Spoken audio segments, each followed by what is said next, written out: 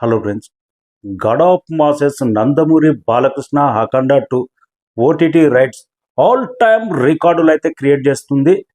Telugu cinema ఇండస్ట్రీలో నందమూరి బాలకృష్ణ మంచితనం కాబట్టి ఆ డైరెక్టర్ ఇంకా ఉన్నాడు. బాలకృష్ణ ప్లేస్లో వేరే వాళ్ళు ఉంటే ఆ డైరెక్టర్ను ఏ రేంజ్లో తొక్కేవారో ఏంటి ఆ విషయం అనేది మాట్లాడదాం. లాస్ట్ వీక్ అఖండ 2 షూటింగ్ దగ్గరికి వెళ్ళినన్న కదా, సంగీత్ టెంపుల్ దగ్గర జరిగిందన్న కదా, అదే ఫోటో మూవీ టీం కూడా సంగీత్ టెంపుల్ దగ్గర షూటింగ్ కంప్లీట్ అయిపోయింది. ఈ మూడు విషయాల గురించి మాట్లాడదాం. మన ఛానల్ ఫస్ట్ టైం చూసినట్టయితే సబ్స్క్రైబ్ చేయండి, లైక్ చేయండి. నందమూరి బాలకృష్ణ కెరీర్లోనే బిగ్గెస్ట్ బడ్జెట్ మూవీ.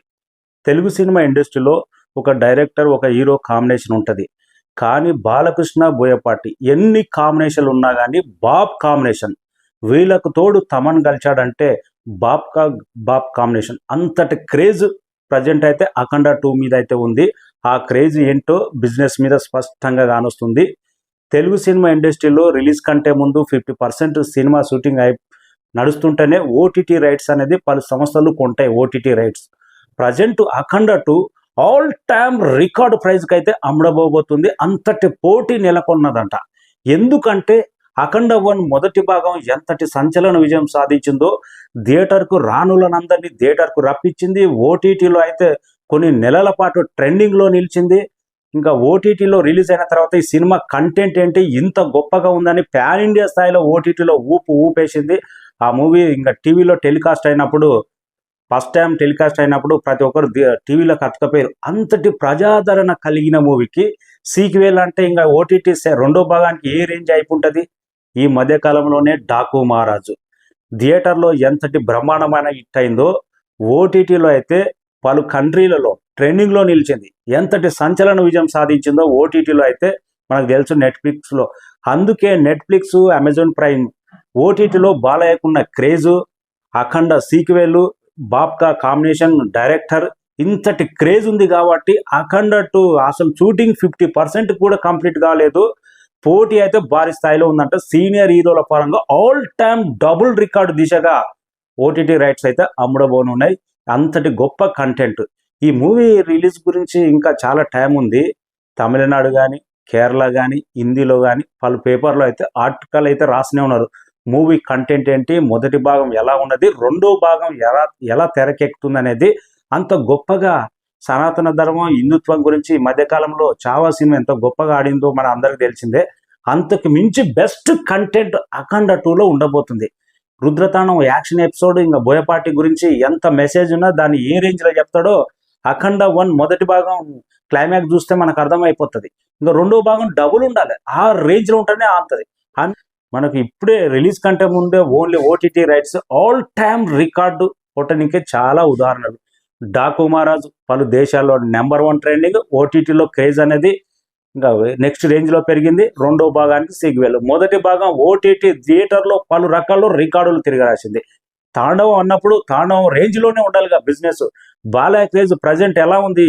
ఆంధ్ర అయినా, అమెరికా అయినా, ఎక్కడ అయినా, పల్లెటూరు అయినా, హైదరాబాద్ అయినా, ఏ జై బాలయ్య స్లోగన్, బాలయ్య క్రేజ్ ఆ రేంజ్లో ఉంది. ఆ బిజినెస్ కూడా ఆ రేంజ్లో జరగాలి కదా.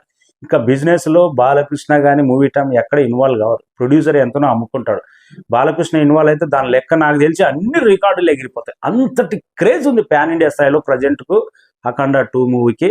చూద్దాం ఇంకా ఫైనల్గా ఏ రేంజ్ రికార్డు ధరకు అఖండ 2 ఓటీటీ రైట్స్ అమెజాన్ ప్రైమా, నెట్ఫ్లిక్సా ఏది దక్కించుకుంటారు అనేది మరొక వారం రోజుల్లోనే క్లియర్ కాబోతుంది.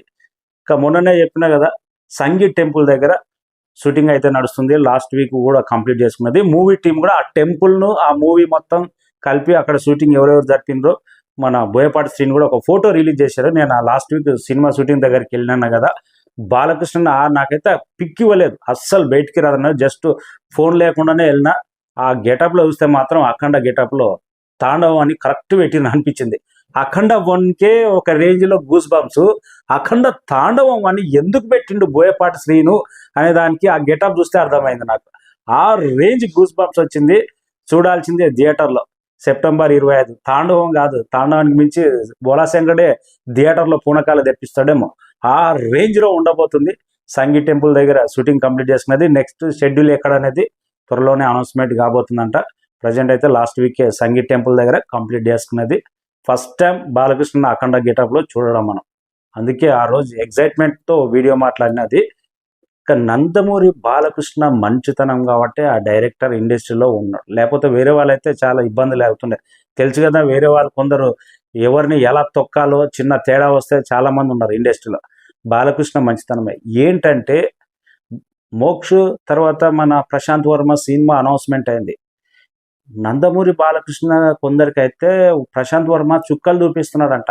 నాకు తెలిసిన కరెక్ట్ ఇన్ఫర్మేషన్, ఎందుకంటే నందమూరి సర్కిల్ తోటి కొందరు చాలా వరకు పరిచయాలు ఉన్నాయి కాబట్టి నేను మోక్షను ఈ రేంజ్లో కథ ఇట్లా చెప్తా, కొంతవరకు కొన్ని ఫైట్లలో మోక్షను వాడుకోను, పేస్ మాత్రమే వాడుకుంటా, రకరకాల ఆయన ఏదో పెట్టాడంట డిమాండ్లు.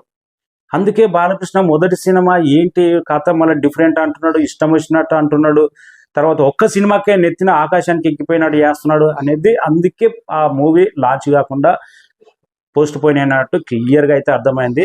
ప్రశాంత్ వర్మ ఓవర్ యాక్షన్ మాత్రం మామూలుగా లేదంట. అందుకే ఇక్కడ లీకులు ఎలా ఇచ్చాడంటే, మనోడు మోక్ష సినిమా అనౌన్స్మెంట్ కొని నెక్స్ట్ ప్రభాస్తో సినిమా, ఇంకో సినిమా స్టార్ట్ చేయబోతున్నా, ఇంకో కన్నడ హీరోతో స్టార్ట్ చేయబోతున్నా అని మెల్ల లీకులు ఇచ్చాడు. ఈ సినిమాని బాలకృష్ణ లాంటి ఒక మాస్ హీరో రెండు తెలుగు రాష్ట్రాలు ఆయనను ఎలా గౌరవిస్తారు, ఎంత అభిమానులు ఉన్నారు, అంతటి గొప్ప హీరో వారసుడు లాంచ్ అవకాశం దొరకడమే మా ఎక్కువ. ఒక్క సినిమా హనుమాన్ అనే సినిమా హిట్ అయ్యేటాలకు ప్యాన్ ఇండియా డైరెక్టర్ అనుకున్నాడా లేకపోతే ఏమనుకున్నాడో కానీ ఆయన బిల్డప్లు మాత్రం మామూలుగా లేవు అనేది క్లియర్గా అర్థమవుతుంది. అసలు మొదటి సినిమా అసలు మోక్ష మేకవర్ చూస్తే మతి పోయింది.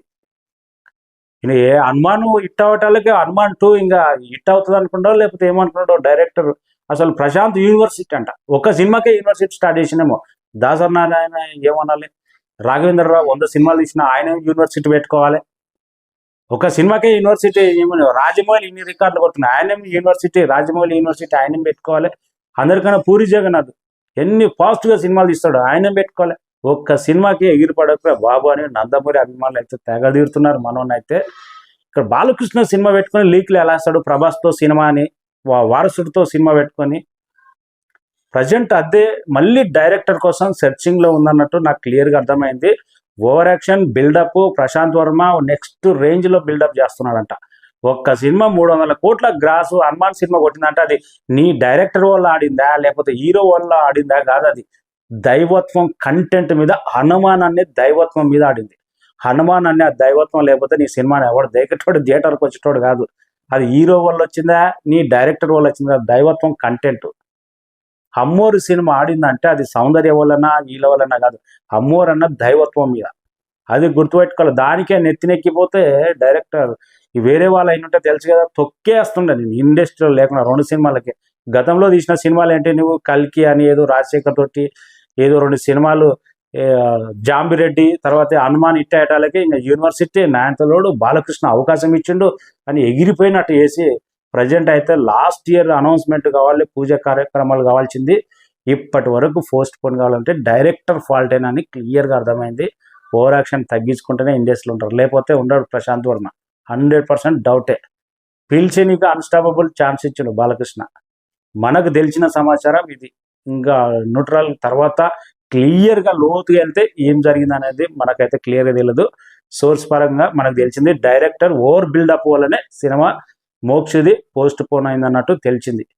అందులో నాకు తెలిసింది ఏంటంటే మోక్షను కొంతవరకే వాడుకుంటా, పేజ్ చూపెడతా, వేరే డూప్ పెట్టి సినిమా తీస్తా, ఈ కండిషన్ కూడా పెట్టాడంట మనోడు.